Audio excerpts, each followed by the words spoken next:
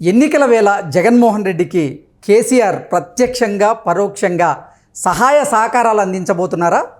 అందులో భాగంగానే కేసీఆర్ చంద్రబాబును టార్గెట్ చేస్తున్నారా?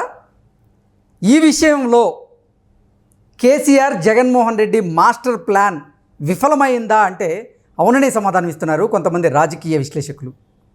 ఇక ఇదే అంశానికి సంబంధించి మనతో మాట్లాడేందుకు ప్రముఖ రాజకీయ విశ్లేషకులు కృష్ణకుమారి గారు మనతో ఉన్నారు. మేడంతో మాట్లాడదాం. మేడం నమస్తే. మేడం నమస్తే.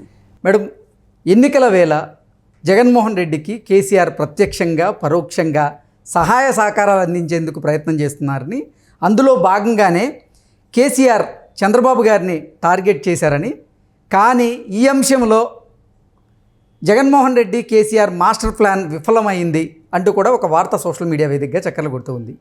ఏంటి మేడం ఆ ప్లాన్ ఏంటి? ఎందుకు విఫలమైంది? అసలు ఎందుకు ఇప్పుడు కేసీఆర్ చంద్రబాబు గారిని టార్గెట్ చేయాల్సి వచ్చింది? ఏం జరుగుతుందంటే ఏం చెప్తారు? ఎన్నికల సమయం అండి, ఎన్ని వేషాలైనా వేస్తాం, మీకేంటి అభ్యంతరం? అలా ఉంది కదా. అంటే నిజం జనాలకు తెలియాలి కదా మేడం. జనాలకి ఎట్లయినా తెలుస్తుంది. ఈయన ఎన్ని కథలో కాకరకాయలు చెప్పిన కేసీఆర్ ఆయన అయితే ఓడిపోయాడు కదా. ఆయన ఉద్యమం చేస్తున్న రోజుల్లో ఆంధ్ర వాళ్ళని టార్గెట్ చేసి ఆంధ్ర వాళ్ళు అది చేశారు, ఆంధ్ర వాళ్ళు ఇచ్చేశారు, వాళ్ళకి బతకటం తెలియదు, నుంచోటం తెలియదు, కూర్చోటం తెలియదు, అంతా నేనే నేర్పాను వాళ్ళకి అనే ఒక మాటల దగ్గర నుంచి అసలు ఆంధ్ర వాళ్ళని ఒక్క మాట అనకుండా ఆయనకి పొద్దు గడవదు అనేది అందరికీ తెలిసిన మాటే. ప్రతి సందర్భంలోనూ ఆయనకి కష్టం వచ్చిన ప్రతిసారి ఆంధ్ర వాళ్ళే గుర్తొస్తారు. దానికి వాళ్ళని బలి చేస్తాడు. ఇంతకుముందంతా మనం ఉద్యమం సమయంలో చూసాము, తర్వాత ఎన్నికల సమయాల్లో కూడా ఆంధ్ర వాళ్ళని గుర్తు తీసుకుని వచ్చి ఆంధ్ర వాళ్ళ గురించి చెప్పి చిలవలు పలవలు మాట్లాడి ప్రజలందరి భావోద్వేగాలని ఒడిసిపట్టి దాని మీద ఒక ఏమనాలి, ఒక ఆట ఆడుకున్నాడు తన పదవి కోసం. ఇదంతా ఇప్పటికీ చాలా చోట్ల ఆంధ్ర తెలంగాణ అనే సంబంధం లేకుండా కలిసిమెలిసి ఉంటారు ప్రజలు ఈ రోజుకి. కానీ ఈయనకి గుర్తొచ్చినప్పుడల్లా, ఈయనకి అవసరం వచ్చినప్పుడల్లా ఈయన ఆ అగ్ని రాజేయకుండా ఉండలేడు. ప్రాంతీయ అభిమానాన్ని రెచ్చగొడతారంట. ప్రాంతీయ దురభిమానాన్ని, అభిమానం కూడా కాదు. అయితే దానికి ఎవరెవరు దొరుకుతారు ఈయనకి అంటే ఆంధ్ర పెట్టుబడిదారులు అని మాట్లాడతాడు. ఈ సోకాళ్ళు ఆంధ్ర పెట్టుబడిదారులే మెగా కృష్ణారెడ్డి వాళ్ళు, ఈ సోకాళ్ళు వాళ్ళే. వాళ్ళు నీకు ఎంత ఇచ్చారండి ఎలక్షన్ ఫండ్? ఎలక్ట్రల్ బాండ్స్ ఎంత కొన్నారు నీ దగ్గర? కొన్నారు కదా. కాకపోతే వాళ్ళు తలాపాపం తెలా పిడికిడో అందరికీ వేశారు. కొంచెం భయం ఉన్న వాళ్ళకి ఇంకొంచెం ఎక్కువ వేశారు, అది వేరే విషయము. అయితే వాళ్ళకి నువ్వు ఎందుకు కాంట్రాక్ట్ ఇచ్చావు? నేను ఇక్కడ కేవలం పరిశ్రమల్లో కావచ్చు, ఆఫీసుల్లో కావచ్చు, స్థానికులకి రిజర్వేషన్ కల్పించాలి అని కదా నువ్వు మాట్లాడుతున్నావు. అలాంటప్పుడు కాంట్రాక్టుల్లో రిజర్వేషన్ ఎందుకు నువ్వు ముందుకు పెట్టలా? కాంట్రాక్టుల్లో కూడా పెట్టాలిగా. ఆంధ్ర కాంట్రాక్టర్లు ఎందుకు కావాల్సి వచ్చారు నీకు? అది ఇది కాదనుకుంటే వేరే రాష్ట్రాల కాంట్రాక్టర్లు ఎందుకు కావాల్సి వచ్చారు? నీ రాష్ట్రం గొడ్డుపోయిందా? నీ రాష్ట్రంలో కాంట్రాక్ట్ చేసేవాళ్లే లేరా? ఎందుకు ఇచ్చా? వాళ్ళంటే బాగా ఇస్తారు, నీకు పర్సంటేజ్లు ఇస్తారని చెప్పి ఇచ్చుకున్నావు. అట్లాంటప్పుడు బాగానే ఉంటావు నువ్వు. కానీ సందర్భం వచ్చినప్పుడు ఆంధ్ర వాళ్ళు అని తిట్టి వాళ్ళ మంటల మీద నువ్వు పేలాలు వేయించుకుని తింటావు. నీ బతుకది చివరికి. అలా అయ్యే చివరికి ఇప్పుడు 10 ఏళ్ల పాటు పబ్బం గడుపుకుని, ఉద్యమం కాలంలో అప్పుడు పబ్బం గడుపుకున్నావు, ఇప్పుడు పబ్బం గడుపుకున్నావు, నీ అధికారం కూడా అయిపోయింది.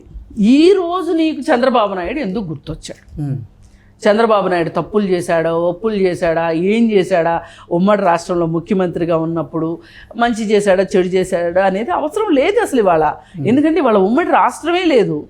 నీ ప్రాంతాన్ని ఆయన నువ్వు నా ప్రాంతం అని గగ్గోలు పెట్టే ప్రాంతాన్ని ఆయన పరిపాలించట్లేదు. పైగా ఆయన పార్టీ కూడా పరిపాలించట్లేదు ఇక్కడ. అసలు ఇప్పుడు నీకు ఆయన పేరు ఎందుకు గుర్తొచ్చింది? ఇది ఒక రకంగా ఈ బ్లేమింగ్ నేచర్ అంటారు చూసారా? అంటే బ్లేమ్ చేయడం అంటే ఏమంటాం తెలుగులో, నిందించటం, నిందాపూర్వకమైన వ్యాఖ్యానాలు చేయడం అనేది మానసిక రోగులు మాత్రమే చేస్తారు. మామూలు వాళ్ళు చేయరు. మనం ఏం చేసామని ఆలోచిస్తారు, కానీ ఈ మానసిక రోగులు ఏం చేస్తారంటే రెండో వాడు ఏం చేశాడు అని ఆలోచిస్తారు.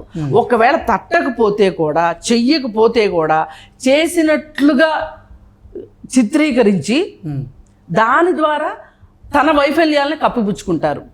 ఇది ఒక మానసిక దౌర్బల్యం. గట్టిగా చెప్పుకుంటే ఈ మానసిక దౌర్బల్యానికి పరాకాష్ఠ ఏంటి అంటే, ఇవాళ ఆ రోజు చంద్రబాబు నాయుడు పలానా ప్రాంతంలో 7 రైతులు చచ్చిపోతే వాళ్ళకి నష్టపరిహారం ఇమ్మని చెప్పాను నేను. ఆ దుర్మార్గుడు, ఆ క్రూరుడు ఇప్పుడు అవసరమా? ఇవ్వలేదు. ఇవ్వకపోతే నేను ఇచ్చాను వాళ్ళకి అని చెప్పుకుంటా వచ్చాడు. ఈయన ఇచ్చాడో చచ్చాడో ఎవరికీ తెలియదు, కానీ ఇచ్చానని చెప్పుకుంటున్నాడు. సరే, నువ్వు ఇచ్చానని చెప్పుకో. ఇదా సందర్భం? ఇదేమి సందర్భం అసలు? ఈ సందర్భం అంటే దీని వెనక ఒక పెద్ద రాజకీయ తంత్రం నడుస్తుంది. ఆ రాజకీయ తంత్రం ఏంటి అంటే, ఇప్పుడు నువ్వు ఈ రాష్ట్రం విడిపోయిన తర్వాత, చంద్రబాబు నాయుడు ముఖ్యమంత్రిగా దిగిపోయిన తర్వాత, నీకు ఇష్టమైన, నీకు కావాల్సిన, నీకు బానిస లాంటి ఒక ముఖ్యమంత్రి వచ్చాడు అక్కడ.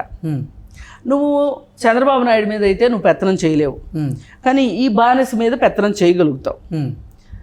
దీనికి నేను బానిస అని ఎందుకు అనాల్సి వచ్చింది అంటే, మీ ఇద్దరు ఇచ్చిపుచ్చుకునే ధోరణిలో నీ బాబాయ్ అబ్బాయి అని వీళ్ళకి పేరు. అబ్బాయి బాగా అణిగిమణిగి ఉన్నాడు, బానిసలాగా పడున్నాడు. కాబట్టి ఇక్కడి నుంచి కరెంటు బకాయిలు రావాలి. ఈ రోజుకి అడిగావా? జగన్మోహన్ రెడ్డి అడిగాడా? అడగల. ఇక్కడ ఉమ్మడి ఆస్తులు ఉన్నాయి, 2 రాష్ట్రాలకు కలిపిన ఉమ్మడి ఆస్తులు ఉన్నాయి. ఉమ్మడి ఆస్తులు పంచిమ్మని అడిగాడా జగన్మోహన్ రెడ్డి? అలా అడక్కోకుండా ఉంటే ఆ ముఖ్యమంత్రి మంచోడు. ఎవరికి? కేసీఆర్కి. అందుకని ఎప్పటికీ ఆ అబ్బాయే ఉండాలి అక్కడ, ఈ బాబాయికి. ఇప్పుడు బాబాయ్ పదవి ఊడింది, ఉద్యోగం పోయింది. ఇప్పుడు అబ్బాయి ఉద్యోగం కూడా పోవటానికి సిద్ధంగా ఉంది. దానికి కారణం ఎవరు? చంద్రబాబు నాయుడు. అందుకని ఇప్పుడు చంద్రబాబు నాయుడు మీద అక్కసంతా చూపించి ఇప్పుడు ఈ కొత్త వీడియో చూడటం ద్వారా ఆయన దుర్మార్గుడు, రాక్షసుడు అని చెప్పి నువ్వు ఒక స్టాంప్ వేస్తే ఇదేమన్నా ఉపయోగపడి కొన్ని ఓట్లు పడవేమో అని ఆలోచిస్తున్నావు. ఇంకా అంతకంటే ఒంటికి కారం రాసుకునేంత విషయం ఏం జరిగింది అంటే, ఈయనకి బీజేపీ తోటి పొత్తుంది, రహస్య వడంబడికలు ఉన్నాయి, రహస్య పొత్తులు ఉన్నాయి. నీకు పొత్తుంటే కూడా పొత్తుంది అని చెప్పుకోలేని పిరికివాడివి నువ్వు. నీకు పొత్తుంది కానీ చెప్పుకోవు. అదే ఇప్పుడు చంద్రబాబు నాయుడు బీజేపీ తోటి పొత్తు పెట్టుకున్నాడు. అది కరెక్టా కాదా? తెలుగుదేశం పార్టీ శ్రేణులన్నీ ఒప్పుకున్నాయా, ఒప్పుకోలేదా? ఇది తెలుగుదేశం పార్టీకి మంచి జరుగుద్దా, రాష్ట్రానికి మంచి జరుగుద్దా, చెడు జరుగుద్దా అని చాలామంది మల్లగొల్లాలు పడుతున్నారు. అయితే ఆ పొత్తును కూడా జీర్ణించుకోలేకపోతున్నాడు. అసలు బాధ అది. ఆ బాధలో నుంచి వచ్చిన బాధ ఇది. ఇప్పుడు వెళ్ళగెక్కిన బాధ ఏంటి అంటే, ఇప్పుడు ఆయన దుర్మార్గుడు, దుష్టుడు అని నీకు ఇప్పుడు ఎందుకు గుర్తొచ్చాడు ఈ సందర్భంగా అంటే, ఎన్నికల వేళ జగన్మోహన్ రెడ్డికి ఏదో ఒక రకంగా రెడ్డికి లబ్ధి చేకూర్చాలి కాబట్టి, నీ కొడుకు లాంటి కొడుకు కాబట్టి, ఆ కొడుకు ఎంత బాగా పరిపాలన చేసినా చెయ్యకపోయినా కానీ ఆంధ్ర ప్రజలు ఆ యువరాజుని మొయ్యాలి అని నువ్వు కోరుకుంటున్నావు కాబట్టి నీ నోట్లోంచి ఇట్లాంటి మాటలు వస్తున్నాయి. పైగా ఇంకా విషయం చెప్పాలి అంటే, కొత్త బిచ్చగాడు పొద్దెరగడన్నట్లు ఈయన ఎండాకాలం వచ్చి పొలాలు ఎండిపోయినాయి అని చెప్తున్నాడు. ఎండాకాలం పొలాలు ఎండిపోక ఏమవుతాయి అంటే, ఎండిపోమని నా ఉద్దేశం కాదు, నేను కోరుకోవట్లే ఎండిపోమని. కాకపోతే ఈ సంవత్సరం ఏమైందంటే చాలా ఎర్లీగా ఎండలు వచ్చేసినాయి. మనము వాతావరణానికి అనుగుణంగా ఉండగలం కానీ ప్రకృతికి విరుద్ధంగా మనం ఏటికి ఎదురేదలేం కదా. ఏటికి ఎదిరితే ఏమవుతాం? మునిగిపోతాం, కొట్టుకొని పోతాం. ఇవి ప్రకృతి వైపరీత్యాలు. ఈ సంవత్సరం ఎండలు ఎక్కువ వచ్చేసినాయి, ముందే వచ్చేసినాయి. ఇప్పుడు అసలు నిన్న మొన్న ఏప్రిల్ 1st వీక్లో హీట్ వేవ్స్ రావు అసలు. ఎప్పుడు హీట్ వేవ్స్ వస్తాయి, ఎవరు ఇంట్లోంచి బయటికి రావద్దు అని చెప్పి వాతావరణ శాఖ చెప్పింది. మనం ఎప్పుడన్నా విన్నామా అసలు ఇన్నాళ్ళలో? ఏప్రిల్లో హీట్ వేవ్స్ రావటం ఎప్పుడు వస్తాయి? మే ఎండింగ్లో హీట్ వేవ్స్ వస్తాయి. అదేదో అంటారు కదా, రోహిణి కార్తె ఎండలకి రోడ్డు పగులుతాయి అంటారు. అప్పుడు రావాల్సిన ఎండలు ఇప్పుడే స్టార్ట్ అయిపోయినాయి. అందుకని పొలాలు ఎండుతున్నాయి. దానికి ఆదుకోవటానికి ఏం చెయ్యాలో ప్రభుత్వాన్ని ఇది ఫలానాది చెయ్యండి అని చెప్పడమే నీ పని. కాబట్టి ప్రతిపక్ష నాయకుడిగా నువ్వు ఎందుకు ఇలాంటి అవాకులు చవాకులు వెళ్తున్నావు? అసలు అసందర్భ ప్రేలాపనలు ఎందుకు చేస్తున్నావు? నువ్వు మాట్లాడేదానికి అర్థం ఉండాలి కదా. అంటే బాధ ఏంటి అంటే, నీ కొడుకుని యువరాజుని పట్టాభిషేకం చేద్దాం అనుకున్నావు నువ్వు. అది ముఖ్యమంత్రి హోదాలో ఉండగానే చేద్దామని అనుకున్నావు. ఆ కళ నెరవేరలేదు. నీ కూతురు చూస్తే జైల్లో కూర్చుంది వెళ్ళి. నీ కొడుకు చేసిన అరాచకాలు, ఆర్థిక అరాచకత్వాలు ఒక్కొక్కటి బయటపడుతున్నాయి. అవన్నీ సరిపోనట్టు ఈ ఫోన్ ట్యాపింగ్ ఒకటి నీ మెడకు వచ్చి ఉచ్చులాగా పడింది. అసలు నేనే రోజు జైలుకి పోతాను అనే ఒక భయం కూడా ఉంది. ఇన్ని దెబ్బలు ఒకేసారి పడేసరికి అసలు నువ్వు దిమ్మరపాటుకు గురైపోయి అసలు కొన్ని రోజులు నీ నోరు పడిపోయింది, నోట్లోంచి మాట రాలేదు. ఇవాళ కొత్తగా వచ్చి రోడ్డు మీదకి వచ్చేసేసి మాట్లాడే మాటలు చూస్తే కోటలు దారుతున్నాయి.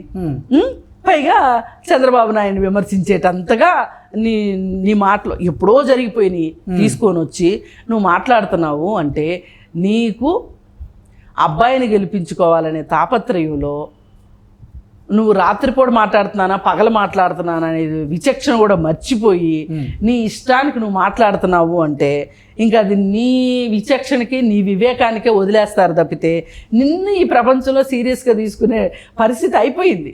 నీ టైం అయిపోయింది కేసీఆర్. నువ్వు కొంచెం ఇంట్లో కూర్చుంటే మంచిది. లేదు అనుకుంటే నీ 80,000 పుస్తకాలు చదివిన వివేకానికి తగ్గట్లు, విజ్ఞానానికి తగ్గట్టు విఘ్నతతోటి మాట్లాడితే ప్రజలు సంతోషిస్తారు.